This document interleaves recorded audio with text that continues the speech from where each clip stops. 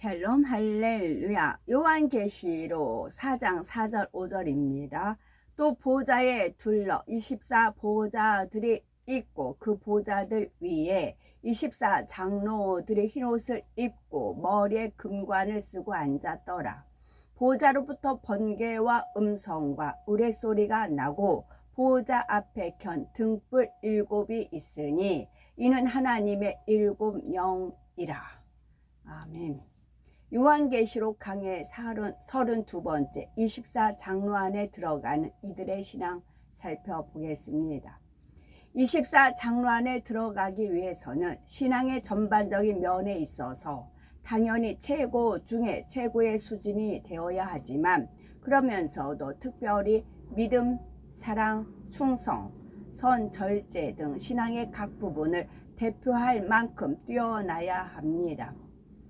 먼저 베드로는 예수님의 수제자였지만 성령 받기 전에 주를 부인하는 큰 오점을 남기고 말았죠. 그래서 평생 동안 죄송하고 민망한 마음을 안고 살아가야 했습니다. 부활하신 주님을 만난 후에 성령을 받고 나서는 생명다에 충성하며 하나님의 일을 감당하면서도 그 민망함은 마음 한편에 항상 남아 있었죠. 십자가를 지고 죽을 때까지 감히 주님처럼 똑바로 달릴 수가 없어서 거꾸로 달려 죽기를 자청했던 것입니다. 마지막 죽는 순간에 이렇게 해서라도 어떻게든 마음 한편에 남아있던 주님에 대한 민망한 마음을 갚아드리고자 했던 것이지요. 과연 오늘날 누가 이러한 베드로와 같은 마음을 가지겠습니까? 자신의 죄와 허물을 용서해 주시고 대신 십자가에 달려 돌아가신 주님의 은혜를 평생 마음에 새겨서 생명 다하기까지 갚아드리고자 하는 사람이 얼마나 될까요? 지옥 갈 영혼을 구원해 주시고 아무런 소망이 없을 때 참 소망을 주셨던 주님의 그 크신 은혜와 사랑을 잊은 채 어떤 어려움이 있으면 낙심해 버리고 심지어 원망하며 한탄하는 사람들도 많습니다. 처음 주님을 만났을 때 생명 다해 헌신하겠다고 불탔던 마음이 시간이 지나면 어느새 안일한 신앙이 되어 편안한 삶 가운데 안주해 버리는 경우도 많지요. 어찌하면 더 많은 것을 드릴까? 어찌하면 더 온전히 드릴까 생각하는 것이 아니라 나는 열심히 하고 있다고 만족하는 것입니다. 새 예루살렘을 사모하는 우리라면 내가 주를 심히 사랑하여 베드로처럼 십자가를 거꾸로도 질 수 있는 뜨거움이 언제나 변함이 없나이다. 날마다 더욱 뜨거워지나이다. 이렇게 아버지 하나님 앞에 고백할 수 있어야겠지요. 정령 주님께서 너무나 큰 은혜를 받은 자로서 정령 주님께 너무나 큰 은혜를 받은 자로서 또한 용서받을 수 없는 죄를 용서받고 주를 위해 일할 수 있는 은혜를 받은 자로서 주님 오시는 그날까지 생명 나의 그 은혜를 갚아드리고자 하는 마음이 결코 변개함이 없어야 하는 것입니다. 24 장로 앞에 서서 장차 24 장로 앞에 서서 그분들의 신앙과 비교할 때 여전히 민망하고 부끄러운 것이 아니라 당당히 큰 영광과 상급을 받을 수 있는 우리가 되셔야겠지요. 베드로 사도는 자신이 꼭 24 장로 안에 들어가야 되겠다라고 생각했던 것이 아니라 오직 주님의 은혜를 갚고자 하는 마음으로 마지막 순간까지 생명 다해 주의 일을 했을 때 이와 같이 24 장로라는 영광스러운 자리가 예비되어 있었다는 사실입니다. 다음으로 사도 요한은 그에 대한 기록이 성경에 자세히 있는 것은 아니지만 일단은 그가 요한계시록을 기록했다는 사실만으로도 그의 신앙을 능히 분별해 볼 수가 있지요. 계시는 아무나 받을 수 있는 것이 아닙니다. 그만큼 하나님 앞에 합당한 자격을 갖추어야 하는데 그 자격이란 무엇보다는 먼저 성결입니다. 성결되어 깨끗한 그릇이 되었을 때 하나님께서 그 위에 영감과 환상과 음성 등 다양한 방법을 통해 아버지 하나님의 뜻을 밝히 계시해 주실 수가 있다는 사실입니다. 전해지는 바에 의하면 사도 요한은 끓는 기름 가마에 던짐을 받고도 전혀 해를 받지 않고 지킴받았다고 하지요. 요한일서 5장 18절에 하나님께로서 난 자마다 범죄치 아니하는 줄을 우리가 아노라. 하나님께로서 나신 자가 저를 지키심에 악한 자가 저를 만지지도 못하느니라는 말씀처럼 사도 요한은 하나님으로부터 지킴받을 수 있는 온전한 자격을 갖춘 사람이었던 것입니다. 더욱이 사도 요한이 기록한 요한 1서를 보면 그가 하나님의 사랑을 얼마나 깊은 차원에서 깨닫고 있었는지를 잘 알 수가 있지요. 그가 깨닫고 마음에 이룬 깊은 사랑의 차원이 성령의 감동함 가운데 구구절절히 담겨 있습니다. 성결의 그릇을 준비하고 깊은 영의 차원에 들어갔던 사도 요한은 계시를 받기까지 하나님 앞에 또한 무수한 기도를 쌓았지요. 이 사실을 잘 증명해 주는 것이 바로 사도 요한의 이마입니다. 영안이 열려서 사도 요한의 모습을 보게 되면 그의 이마가 어떻게 생겼는지 아시는데 마치 이마에 살이 붙은 것처럼 두툼하게 튀어나온 것을 볼 수가 있습니다. 이는 바로 그가 기도하면서 생긴 일종의 굳은 살 때문이지요.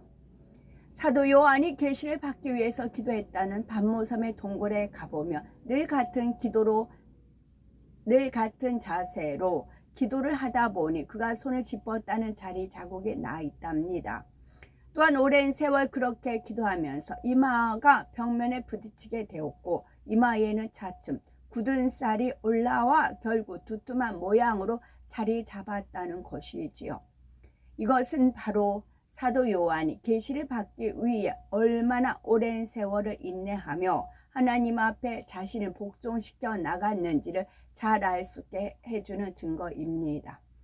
그래서 마지막 때에 대해서 밝히 계시한 요한 계시록의 이 귀한 말씀을 받아내릴 수가 있었던 것이고요. 이를 통해 수많은 사람들이 마지막 때를 깨어 신앙생활할 수 있도록 했으니 사도 요한의 상급이 얼마나 크겠습니까? 다음으로 다윗의 신앙은 어떠했습니까? 사도행전 13장 22절을 보면 하나님께서 사울 왕을 패하시고 대신 다윗을 왕으로 세우시면서 말씀하시기를 내가 이새의 아들 다윗을 만나니 내 마음에 합한 사람이라 내 뜻을 다 이루게 하리라 하십니다. 다윗은 어려서부터 하나님을 너무나 사랑했지요. 어린 나이에도 불구하고 여호와 하나님의 이름을 망령되이 일컬었으며 욕되게 하는 적장 골리앗을 향해 단신으로 나아가 그를 죽이고 이스라엘의 승리를 가져다 줍니다. 하나님을 사랑하기 때문에 자신의 생명을 조금도 아깝게 여기지 않고 이처럼 당당하게 나가 싸웠던 것이지요. 그런데 오늘날 하나님을 믿는다 하면서도 자신에게 혹여라도 불이익이 올까 하여 신앙을 숨기거나 당당히 나서지 못하는 경우들이 있습니다. 하나님의 이름을 더럽혀 질 때도 모른 채 하고요. 하나님의 말씀에 위배되는 일에 대해서도 적당히 타협하며 따라가기도 합니다. 그러나 다윗은 하나님의 이름을 욕되게 하는 골리앗을 그냥 바라만 보고 있지 않았죠. 골리앗이 아무리 거구의 용사이고 다윗 자신은 아직 어린 소년이라 할지라도 하나님의 이름을 의지하여 담대히 나가서 싸웠습니다. 하나님께서는 바로 이러한 다윗을 통해 하나님의 뜻과 섭리를 이루어 가신 것이지요. 더욱이 다윗은 범사에 하나님만 의지했습니다. 자기 생각이나 사람의 방법을 동원하기보다는 모든 것을 하나님께 여쭈고 하나님의 뜻과 명령에 따랐던 것을 봅니다. 어려서부터 전쟁터에서 잔뼈가 굵어온 다윗이었지만 전쟁을 할 때도 자기 경험과 지식에 의지하기보다는 전적으로 하나님께만 의지했습니다. 다른 일들도 일일이 하나님께 여쭈어 방법을 구했고요. 이러한 다윗도 하나님 앞에 죄를 범하여 심히도 하나님의 진노를 샀던 경우가 있습니다. 하지만 다윗은 곧 회개하고 돌이켰으며 회개하고 돌이킴에 있어서도 하나님 앞에 확실했습니다. 자신의 범죄함을 즉시로 인정하고 회개했으며 그로 인해서 겪어야 하는 보응도 겸비함으로 잘 통과해 나갔던 것입니다. 이 밖에도 다윗은 왕의 신분임에도 불구하고 하나님의 법궤를 모셔오게 된 것을 기뻐하며 백성들 앞에서 춤까지 추었습니다. 사람의 눈치를 보는 것이 아니라 여호와 하나님 앞에 기뻐하심이 되기만 한다면 자기의 위치나 체면 같은 것은 아무런 문제가 되지 않았던 것이지요. 과연 오늘날 나라의 지도자가 된 사람이 사람들의 시선이나 자기 체면 같은 것은 생각지 않고 이처럼 하나님 앞에 영광 돌리며 기쁨이 될 수 있는 사람이 얼마나 되겠습니까? 갈라디아서 1장 10절에 이제 내가 사람들에게 좋게 하랴 하나님께 좋게 하랴 사람들에게 기쁨을 구하랴 내가 지금까지 사람의 기쁨을 구하는 것이었다며 그리스도의 종이 아니니라는 말씀처럼 우리는 오직 하나님을 기쁘시게 해야 합니다. 그러기 위해서는 어떤 상황, 어떤 환경에서도 하나님의 뜻을 쫓아야 하는 것이고요. 바로 다윗은 이처럼 매사에 하나님을 기쁘시게 하는 길을 택했던 것입니다. 또한 다윗은 선의 분야에 있어서도 참으로 승했던 것을 볼 수가 있습니다. 다윗은 오직 선과 은혜만을 베풀었음에도 자신을 시기한 사울 왕이 끈질기게 자신을 죽이려고 할 때에 얼마든지 사울 왕을 죽일 수 있는 기회가 2번씩이나 왔음에도 불구하고 오히려 상대를 감동시키는 선의 행함을 보입니다. 이에 사울 왕도 감동을 받게 되지요. 우리도 이러한 중심만 된다고 하면 아버지 하나님께서는 당연히 연단하고 다듬어서 새 예루살렘의 존귀한 자리로 인도해 드리지 않으시겠습니까? 다음으로 사무엘 선지자는 태어나서 젖을 뗀 후에는 곧바로 제사장의 손에 맡겨져서 성전에서 자랐습니다. 어려서부터 세상과 구별되어서 오직 하나님 앞에만 드려진 삶을 살았지요. 하나님께서는 이미 어린 사무엘에 대해서 사무엘상 2장 35절에 내가 나를 위하여 충실한 제사장을 일으키리니 그 사람은 내 마음 뜻대로 행할 것이라. 내가 그를 위하여 견고한 집을 세우리니 그가 나의 기름 부음을 받은 자 앞에서 영구히 행하리라 말씀하셨던 것을 봅니다. 사무엘상 3장 19절에는 사무엘이 자라매 여호와께서 그와 함께 계셔서 그 말로 하나도 땅에 떨어지지 않게 하시니 말씀하실 정도로 사무엘은 하나님으로부터 온전히 보장을 받았습니다. 또한 하나님께서는 백성들이 사무엘에게 하는 것이 곧 여호와 하나님께 하는 것이라 말씀하실 만큼 사무엘은 하나님을 대신하여 세워진 하나님의 사람이요 선지자였지요. 사무엘은 평생을 하나님의 뜻에 따라 자신에게 주어진 사명을 충성되이 감당했습니다. 이처럼 평생을 하나님 앞에 충성과 헌신과 순종으로 살았던 사무엘을 하나님께서는 24장로 안에 세우심으로 경작받은 사람들의 본이 되게 하신 것입니다. 이렇게 해서 24장로 안에 들어가는 사도 바울, 사도 요한, 다윗, 사무엘에 대한 신앙 상태를 말씀드렸습니다. 그 다음에는 요셉, 다니엘이 있습니다. 그 다음에 빌립 집사, 스데반 집사가 있습니다.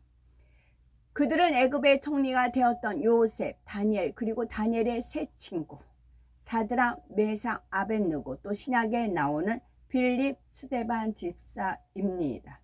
우리 또한 성경에 나온 인물 중에 이제 24장로에 들어갈 만한 사람을 한번 이제 꼽아 보세요. 아마 그렇게 질문을 하면 거의 이분들을 아마 이제 손꼽을 겁니다. 바울, 베드로, 다윗, 사무엘, 요셉, 다니엘, 다니엘 세 친구 빌립, 스데반입니다. 먼저 요셉은 17의 어린 나이에 그를 시기 질투한 형들에 의해서 먼 이방 나라의 종으로 팔려갑니다. 그것도 처음에는 아예 형들에게 죽음을 당할 뻔했지만 요셉은 가까스로 죽음만을 면하고 대신 상인들에게 종으로 팔려온 것이지요. 하지만 요셉은 이런 상황에서도 낭망하지 않고 자신의 위치에서 성실과 정직을 통해 주변으로부터 인정받는 위치까지 올라갑니다. 우리가 이런 선한 분들을 닮으려고 마음을 품었어요. 근데 어떤 환경이 주어졌어요. 그럼 제가 순종할 수 없는 그런 환경이란 말이죠. 그랬을 때는 하나님께서 성경생의 인물을 떠올려 주시는 겁니다.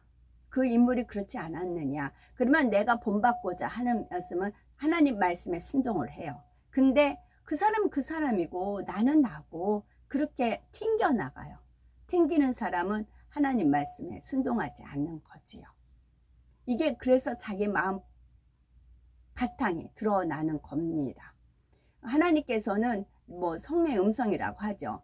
이렇게 어떤 상황이 있으면 성경생 인물을 떠올려 주십니다. 그런 사람도 그러지 않았느냐 그렇게요. 그 사람은 그 사람이고 나는 나예요. 나는 내 뜻대로 갈래요. 그렇게 된다고요. 제가 이제 많이 말씀드렸지만 스데반 집사 같은 경우 저는 떠올려 주셨다고요. 제가 이제 돌짝발에 발로 이제 굴려가서 그런 상황이었었죠. 그랬을 때 아버지 하나님께 스데반 집사를 떠올려 주셨어요. 스데반 집사는 돌에 맞았다. 돌에 맞았다. 그러니까 제가 이제 떼굴떼굴 이제 발로 채워가지고 돌짝발에 굴렀죠. 저를 발로 이리이리 막 굴렀죠. 주변에 사람들이 둘러 있었고요. 그랬을 때 아버지가 강하게 스데반 집사를 떠올려 주셨어요. 그래서 견디고 이길 수 있는 힘을 주셨다는 거예요. 왜냐하면 우리가 이제 그 천국을 침노하는 것은 이 인물들을 침노해 가는 것 마찬가지잖아요. 그러면 똑같은 상황, 사울과 같은 위치, 다윗과 같은 사무엘, 요셉 그런 아니면 사울과 같은 위치 그런 환경들이 주어집니다. 그럼 내가 어떤 편을 택할 것인가? 내가 사울 편을 택할 것인가? 다윗 편을 택할 것인가? 요셉을 택할 것인가? 요셉을 시기 질투했던 형들의 입장을 내가 선택할 것인가? 그 선택은 자기 자신 자유의지입니다. 그런데 그만 또다시 억울한 누명을 쓰고 이번에는 깊은 감옥에 갇히고 말았습니다. 육으로 보면 이제 그 인생이 마치 끝난 것과 같아 보였지요. 깊은 수렁에 빠져드는 것처럼 이제는 더 나은 삶에 대한 가능성을 찾을 수 없는 절망적인 상황에 처하고 말았던 것입니다. 뭐 요셉은 억울한 누명 쓴 그런 거 있잖아요. 내가 억울한 누명을 씁니다. 그러면 요셉은 어떻게 했는가? 나도 그래야 되겠다. 그렇게 견딜 수 있는 힘을 달라고 하나님 앞에 구하면 하나님께서 은혜와 힘을 공급하여 주셔서 그 상황을 승리해서 하나님께 영광을 돌릴 수 있다고요. 영광 돌린 만큼 영광의 자리에 간다고요. 천국에서요. 그런 상황 가운데에서도 하나님께 대한 요셉의 신앙은 더욱 굳어져 갔습니다. 하나님께서 자신의 인생을 인도하신다는 확고한 믿음 가운데 오직 선과 진실로서 자신의 삶에 최선을 다했지요. 요셉은 선과 진실로 자신의 삶에 최선을 다했다고요. 선과 진실로 자신의 삶에 최선을 다했다고요. 요셉. 그리고 결국은 하나님의 섭리 안에서 당시 최하 강대국이라 할 수 있는 애굽의 총리에 오르는 영광을 얻게 됩니다. 요셉의 신앙이 더욱 빛을 발했던 것은 바로 이러한 상황에서 예전에 자신을 타국의 종으로 바라버렸던 형들을 다시 만나게 될 때부터입니다. 육으로 생각하면 형들의 시기 질투로 인해서 요셉은 죽을 수밖에 없는 고비를 넘기면서 13년이라는 긴 세월을 보내야 했지요. 그런데 이제는 그러한 형들을 죽이고 살릴 수 있는 권세가 요셉의 손 안에 있게 된 것입니다. 그러나 요셉은 원수를 갚고자 하지 않았습니다. 자신들이 지난날 행했던 악행으로 인해서 벌을 받을까 봐 두려워하는 형들 오히려 선한 말로 위로하고 끝까지 형들과 그 자녀들까지 지켜주며 선으로만 대했던 것입니다. 오늘날 과연 이러한 요셉처럼 연단 중에도 믿음을 신실히 지키며 선한 마음으로 행해 나가는 사람이 얼마나 되겠습니까? 자신에게 조금만 어려움이 와도 하나님께서 왜 나에게 이런 시련을 주시나 하면서 불평, 불만을 쏟아내는 사람이 얼마나 많습니까? 또한 자신에게 작은 불이익이나 억울한 일만 생겨도 그것을 참지 못하고 갚으려는 요즘과 같은 세상에서 자신을 죽이려 한다고 하다가 결국은 이방 나라의 종으로 팔아서 그처럼 오랜 세월 동안에 고통받게 만들었던 사람들을 요셉처럼 마음에서부터 온전히 용서하고 지극한 선으로 대해주는 사람이 얼마나 되겠습니까? 물론 그들이 요셉의 형들이기는 했지만 엄밀히 말하자면 자신과는 어머니도 다른 이복형들인데 말입니다. 오늘날은 많은 사람들이 선하게 살면 오히려 손해라는 생각을 가지고 있다고 하지요. 그러나 정녕 요셉과 같이 마음의 온전한 선을 이루어 오직 선으로만 행해 나간다면 공의 가운데 역사하시는 하나님께서는 결코 손해 가게 하지 않으시며 오히려 축복으로 반드시 갚아주신다는 사실입니다. 다음으로 다니엘과 세 친구들의 신앙을 살펴보면 그들은 어떠한 상황에서도 즉 죽음의 위협 앞에서도 결코 타협하지 않는 신앙의 절개를 보여주었습니다. 이는 꼭 큰 시험 앞에서만 타협하지 않는 신앙을 보인다는 의미가 아닙니다. 그들의 신앙이라면 아무리 작고 사소한 것이라도 하나님의 뜻에 어긋나는 것이라면 조금의 미련 없이 과감히 끊을 수가 있는 것이지요. 그러므로 그들의 신앙과 비교하여 내 자신은 과연 얼마나 타협하지 않고 진리 안에서 지켜 행하는지 돌아보시기 바랍니다. 우리는 말씀들을 무수히 들었고 그대로 살고자 결단도 했을 겁니다. 그렇다면은 결심한 것을 얼마나 지키셨습니까? 나는 말씀대로 살고 싶어도 상황이 좋지 않아서 도무지 내가 원하는 대로 할 수가 없다라며 타협해 버리지는 않으셨는지요? 내가 이렇게 어려운 상황이니 하나님께서도 이 정도는 이해해 주시겠지 하며 적당히 타협하는 길을 택하지는 않았는지요? 당장 불 가운데 혹은 사자굴 가운데 던져지는 그러한 급박하고 어려운 상황 속에서도 믿음을 저버리지 않고 오직 진리의 말씀을 지켜 행하는 사람이라야 진적 천국에서도 그만한 영광의 자리에 들어갈 수가 있는 것입니다. 저 같은 경우 지금 많이 정리가 되어 있는데요. 외부 나갔어요. 그러면 하나님의 영광을 너무 가리는 어떤 자가 있어요. 하나님께서 하나님 얼굴에 똥물을 끼얹고 하나님 얼굴을 오물 던지고 막 그런 자라라고 평가를 하셨어요. 그러면은 그런 평가를 계속 그래서 열매가 계속 그래요. 그는 가는 곳마다 있어요. 그러면 저는 한 번도 하나님께서 그 뜻을 그러니까 그 전에는 그래도 화해하고 용서하고 타협하고 뭐 그런 시기가 있단 말이에요. 근데 지금 저는 그 위치가 아니에요. 르하흐 알곡과 결을 갈리는 그런 입장이에요. 하나님의 뜻에 의하여. 그러면 아무렇지도 않게 막 살살거리면서 인사하고 막 웃고 막 그래요.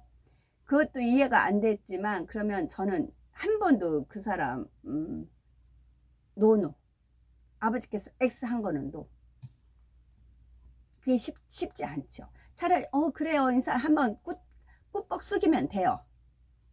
악수 한번 하면 되고 숙이면 돼요. 그러면 화평을 이룰 수가 있어요. 근데 그러면 안 된다. 그런 위치가 있고 저는 현재는 그렇게 안 해요. S는 S, 노는 노. 그렇게 돼요 지금. 하나님께서 노, 주님께서 외면 하면 그렇게 돼요. 그러면 주변에서 오히려 제가 손가락질 받아요. 그 사람 아주 열심인 사람이거든. 아주 열심인 사람인데 제가 노 하니까 오히려 제가 뒤에서 이제 그런 딴소리 듣게 되고 오히려 저가 오히려 더 핍박을 받는 거죠. 그런 것 현재 저 또한 마찬가지입니다. 빌립 집사는 믿음 그래가지고 이제 너무 그랬을 때 하나님 말씀 읽던 중에 그 창녀의 낯을 가지면 그 당돌하고 부끄러움을 모르고 그런 표현이 있더라고요. 그래서 어머나 여기에 해당이 되네요.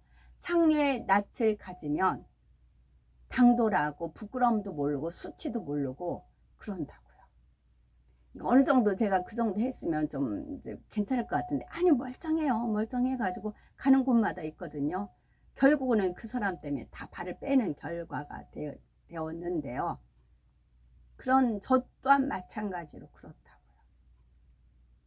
다음으로 빌립 집사는 믿음과 성령이 충만하여 초대교회의 7 집사 중에 하나로 뽑힌 사람입니다.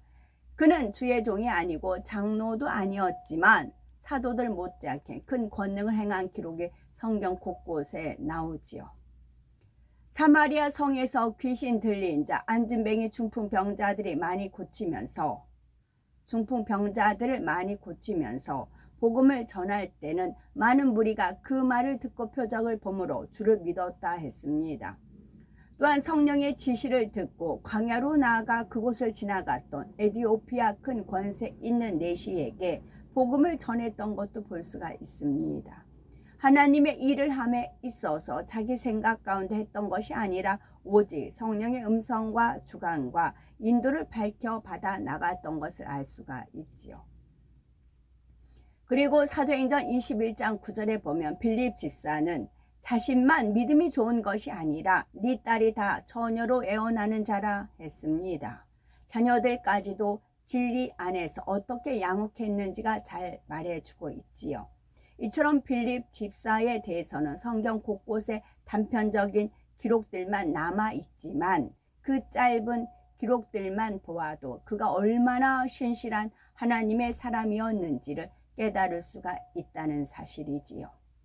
무엇보다도 그를 통해서 하나님의 권능이 나타났고 그래서 신약의 권능을 행했던 몇 안 되는 사람들 중에 들어갔다는 것은 그가 하나님 앞에서 인정받는 합당한 사람이었음을 알 수 있게 해줍니다. 이처럼 이 땅에서의 직분이 집사라 할지라도 그 영혼이 하나님 앞에 합당했을 때는 하늘에서도 장로의 반열에 들며 24 장로의 영예까지도 얻을 수가 있다는 사실입니다.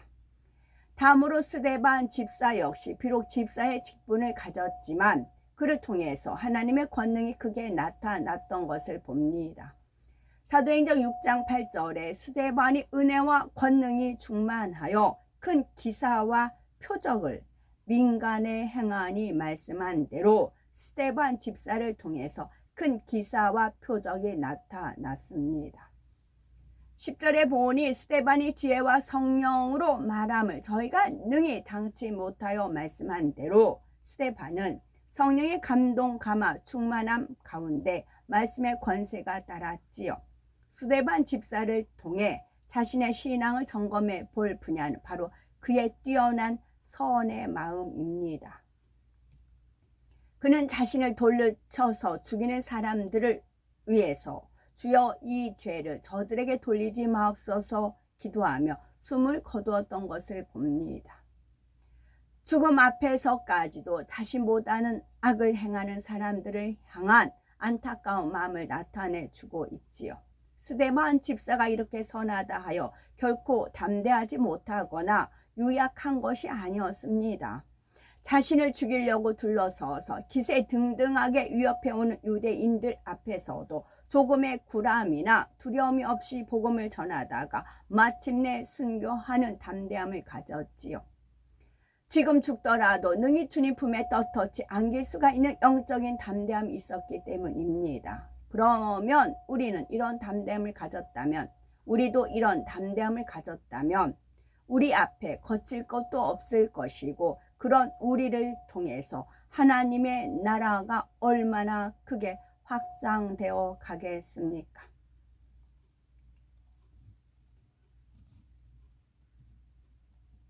예지예정하시는 하나님께서는 사도 바울의 중심을 보시고 이방인을 위한 그릇으로 택하셨다 하심과 같이 이들의 중심을 보시고 말씀하셨지요.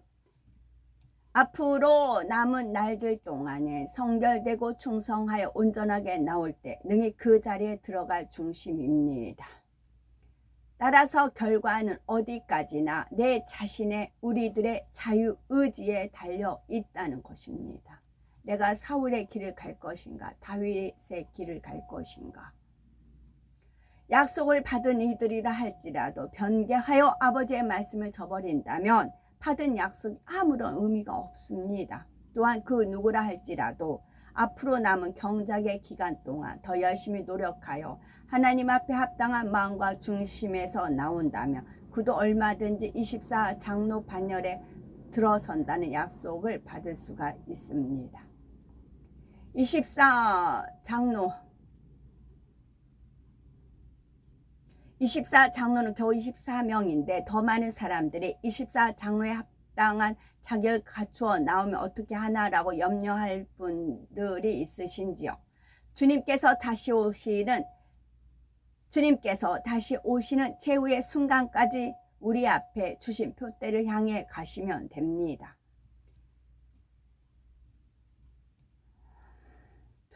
두 증인, 또 24 반열에 들어가는 분 중에 두 증인이 있습니다.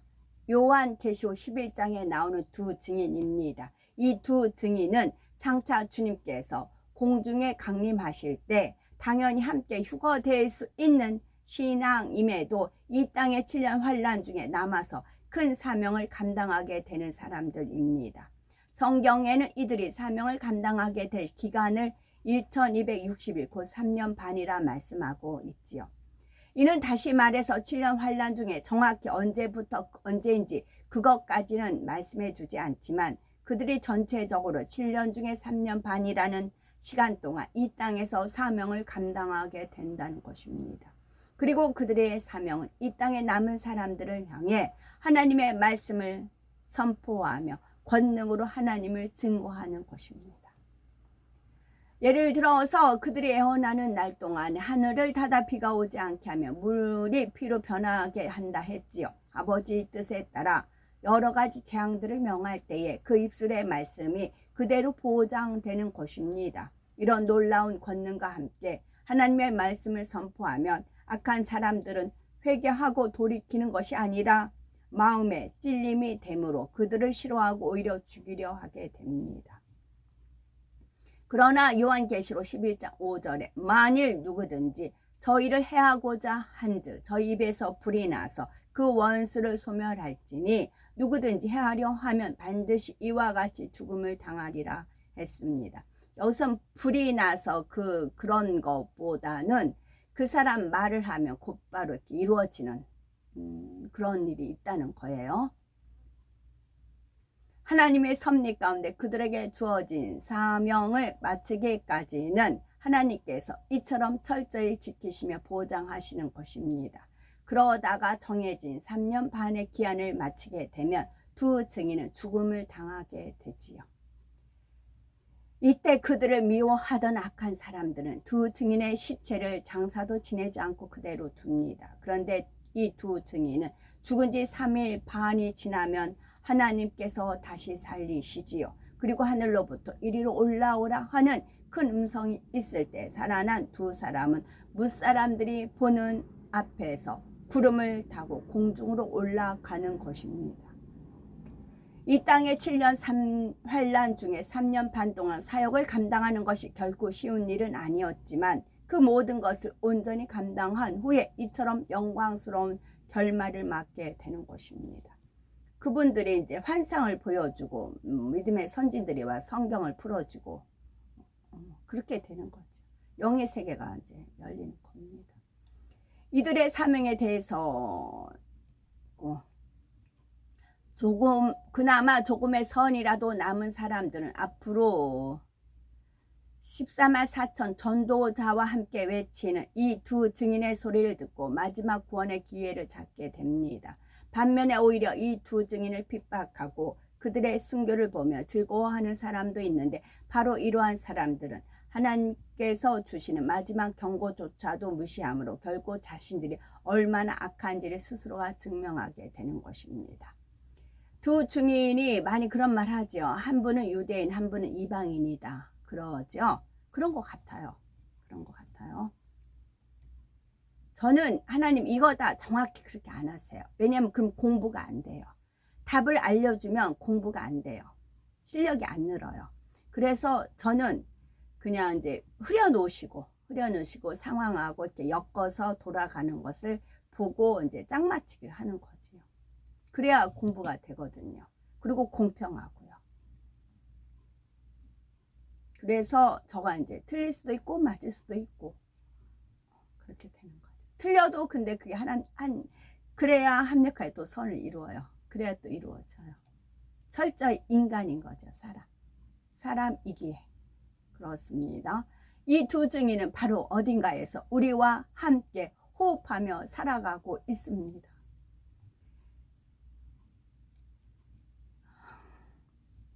온순한 양 같은 성품을 가졌으며 하나님 앞에 아름다운 중심을 가진 사람들이고 하나님께서 그들에게 예수 그리스도로 영접하시도록 역사하기 전까지 그렇게 됐고요. 주님께서 오시기 전까지 마음에서 악은 모양이라도 버리시고 온전한 성결을 이루어 하나님께서 그들에게 주실 사명 감당할 수 있는 권능의 그릇으로 세워주십니다. 이미 이 땅에는 성령이 걷어주고 모든 것이 원수 마귀의 손에 넘겨진 상태. 온 세상에 구원받은 모든 성도가 휴거되어 전 인류는 우리 없죠. 전쟁과 자연재해로 온 세상은 점점 더 황폐해져 가고 마음에 화인 맞은 악한 자들이 우리를 대적하며 죽이려 합니다. 마치 불타는 지옥의 한복판에 홀로 주의 이름을 외치는 것과 같은 상황에 지옥사자 같은 악인들 앞에서 자신의 생명을 완전히 내어놓아 있어야 되는 것이지요. 두 증인 얘기하는 겁니다. 24 장로 안에 들어가는 사람들의 신앙에서 공통적인 점을 뽑아 본다면 그 중심이 곧고 선하며 하나님을 지극히 사랑하고 어떤 순간에도 믿음을 지켰다는 점입니다. 하나님의 뜻을 이루기 위해서라면 목숨도 아끼지 않았고 마음에 열심히 사랑을 이루었지요. 또한 뜨거운 열정으로 충성했으며 오직 하나님의 영광만을 위해 그들의 모든 것을 드렸습니다. 각기 다른 시대에 각기 다른 환경에서 태어났고 자랐으며 서로 다른 상황에서 사명들을 감당했음에도 불구하고 이들의 신앙에는 이러한 분명한 공통점이 있다는 것입니다. 그러니 장차 심판 때가 되어서 이 땅에서 경작받은 모든 사람들이 하나님의 보좌 앞에 섰을 때에 그들이 어느 시대 어느 나라와 민족 어떤 환경과 조건에 있었는지와는 상관없이 24 장로들의 신앙과 비교해 보면 결코 변명이나 핑계를 댈 수가 없습니다. 하지만 그들의 신앙과 비교하여 부족한 것만 드러내시기 위해서 하나님께서 24 장로를 세우신 것이 아닙니다. 우리의 신앙이 24 장로들의 신앙과 비교했을 때 얼마든지 칭찬과 영광을 받을 수가 있지요. 그들 못지않게 우리도 하나님의 나라와 의를 위해서 생명 다해 충성하고 헌신하며 마음과 뜻과 정성을 다해서 하나님을 사랑했다면 24 장로의 신앙과 비교하여 그만한 상급과 영광을 얻게 되는 것입니다. 그러므로 설령 지금 24 장로들의 신앙과 비교하여 아직은 부족하다 해도 이제부터라도 24 장로들의 신앙을 목표 삼아 열심히 달려가시고 바랍니다. 어떤 사람들이 24 장로에 들어가고 그들의 신앙은 어떠했는지 알려주심으로써 우리가 변화되기 위해 노력해 나가야 된다는 것이고, 그러므로 우리는 24 장로들이 이루었던 의와 사랑과 선과 믿음을 신앙의 표대로 삼아서 반드시 이룰 수 있어야 되겠습니다. 24 장로들이 흰옷을 입고 금 면류관을 쓰고 보좌 위에 앉았다 했습니다. 천국에 가면 모두가 흰옷을 입게 되는데 굳이 여기서 흰옷을 입었다 말씀한 것은 그들이 아버지 하나님 앞에 얼마나 깨끗하고 성결되었는지 의미합니다. 물론 24 장로가 입은 흰옷은 똑같은 흰옷이라도 천국의 백성들이 입는 것과는 크게 다르며 새 예루살렘의 백성들이 입는 것도 구별될 만큼 더 광채가 나고 아름답습니다. 흰색도 있지만 컬러풀합니다. 하나님이 얼마나 위대하신 분인데요. 또한 24 장로들에게 주어지는 금 면류관에는 그들이 하나님 앞에 죽도록 충성하고 하나님의 나라를 위해 눈물 뿌려 기도했으며 마음 다해 하나님을 사랑했던 의미가 담겨 있습니다. 면류관이 금으로 되었다는 것은 정금과 같은 믿음의 징표고, 그런데 금 면류관이라도 다 같은 것은 아닙니다. 크기도 똑같은 것이 아니고 모양과 장식도 다 다르지요. 어떤 것은 크고 어떤 것은 작으며 어떤 것은 중간 크기도 있습니다. 또 어떤 것에는 보석이 많이 달렸고 어떤 것에는 적게 달렸으며 면류관에서 나오는 광채도 각각 다르지요. 같은 24 장로 안에 들어왔다 해도 그들 안에서도 다 서열이 있습니다. 서열에 따르는 상급과 영광이 다르며 서로 간에도 정확한 질서가 있습니다. 또 각각에서 하나님께서 높이 인정해 주신 분야도 다르기 때문에 신앙의 어떤 분야가 승했는가에 따라서도 주어지는 상급과 장식이 다릅니다. 하지만 24 장로는 천국에서 가장 서열이 높은 분들 중에 들어가므로 그들에게 주어지는 영광과 존귀는 천국 백성 누구와도 비할 수가 없을 만큼 크고 영화롭고 아름답다는 사실입니다. 5절에 보니 보호자로부터 번개와 음성과 내성이 나고 보호자 앞에 7 등불 켠 것이 있으니 이는 하나님의 7 영이라 했습니다. 하나님의 보호자로부터 번개와 음성과 내성이 나온다고 했는데 이는 곧 빛 가운데 소리를 머금고 계셨던 태초의 하나님의 모습을 나타냅니다. 물론 지금은 빛과 소리의 형태가 아니라 하나의 형상을 입고 계시지만 그 근본 속성 그대로 담겨 있습니다. 그래서 빛과 소리로 역사하실 수가 있으며 여기에는 바로 하나님의 위엄과 권능이 그대로 담겨 있습니다. 하나님께서는 원래 빛을 머금은 소리를 머금은 빛의 모습으로 가기를 원하세요. 그게 아버지 소원이세요. 그게 소원이세요.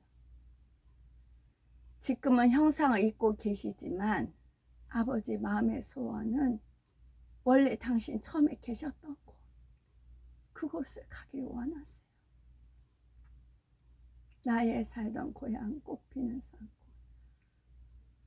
복숭아꽃, 진달래꽃,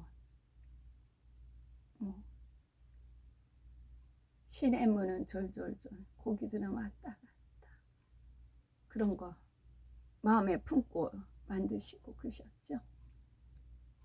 아버지 소원은 그거세요. 아버지 소원은 태초에 계셨던 그곳으로. 또한 하나님의 보호자로부터 나오는 번개와 음성과 내성은 1, 2, 3 하늘의 모든 것이 아버지 하나님께 속했으며 모든 것을 운행하는 이치가 다 아버지 하나님으로부터 나왔다는 의미를 담고 있습니다. 그러므로 1 하늘에서 천기를 움직이는 것도 기사를 펼치는 것도 다 아버지 하나님의 권능에 속한 것입니다. 사도 요한은 그의 영이 분리되어 하나님의 보호자 앞에 가서 그곳에 있던 24 장로들을 보게 되었습니다. 그런데 시간상으로 보자면 사도 요한이 계시록을 기록할 당시에는 아직 24 장로가 확정된 것이 아니었지요. 이미 정해진 분들도 있지만 24 장로가 완전히 확정되는 것은 장차 주님의 공중 강림과 동시에 이 땅의 인간 경작이 맞춰지는 순간입니다.